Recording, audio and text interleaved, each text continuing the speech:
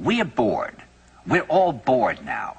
But has it ever occurred to you, Wally, that the process that creates this boredom that we see in the world now may very well be a self-perpetuating, unconscious form of brainwashing created by a world totalitarian government based on money, and that all of this is much more dangerous than one thinks, and it's not just a question of individual survival, Wally, but that somebody who's bored is asleep, and somebody who's asleep will not say no?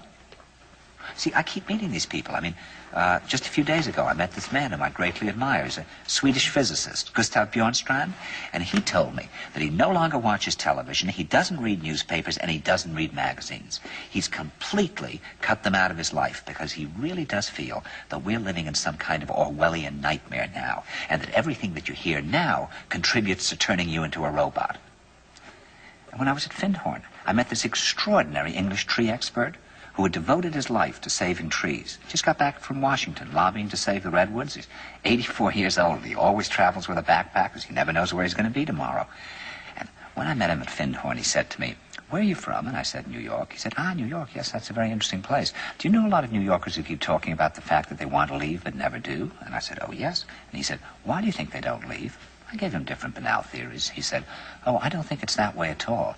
He said, "I think that New York is the new model for the new concentration camp, where the camp has been built by the inmates themselves, and the inmates are the guards, and they have this pride in this thing they've built. They've built their own prison, and so they exist in a state of schizophrenia, where they are both guards and prisoners, and as a result, they no longer have, having been lobotomized, the capacity to leave the prison they've made, or to even see it as a prison."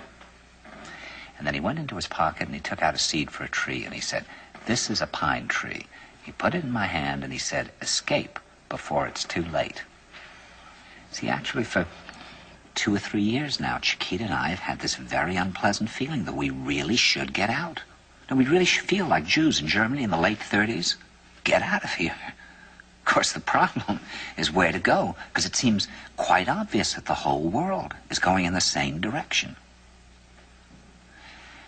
See, I think it's quite possible that the 1960s represented the last burst of the human being before he was extinguished, and that this is the beginning of the rest of the future now, that from now on there'll simply be all these robots walking around, feeling nothing, thinking nothing, and there'll be nobody left almost to remind them that there once was a species called a human being, with feelings and thoughts, and that history and memory are right now being erased, and soon nobody will really remember that life existed on the planet.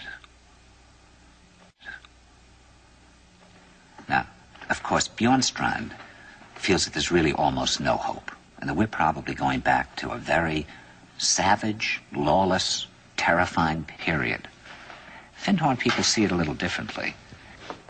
They're feeling that there'll be these pockets of light springing up in different parts of the world, and that these will be, in a way, invisible planets on this planet. And that as we, or the world, grow colder, we can take invisible space journeys to these different planets, refuel for what it is we need to do on the planet itself, and come back. And it's their feeling that there have to be centers now where people can come and reconstruct a new future for the world.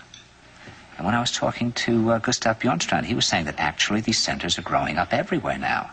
And that what they're trying to do, which is what Findhorn was trying to do, and in a way, what I was trying to do. I mean, these things can't be given names, but in a way, these are all attempts at creating a new kind of school or a new kind of monastery.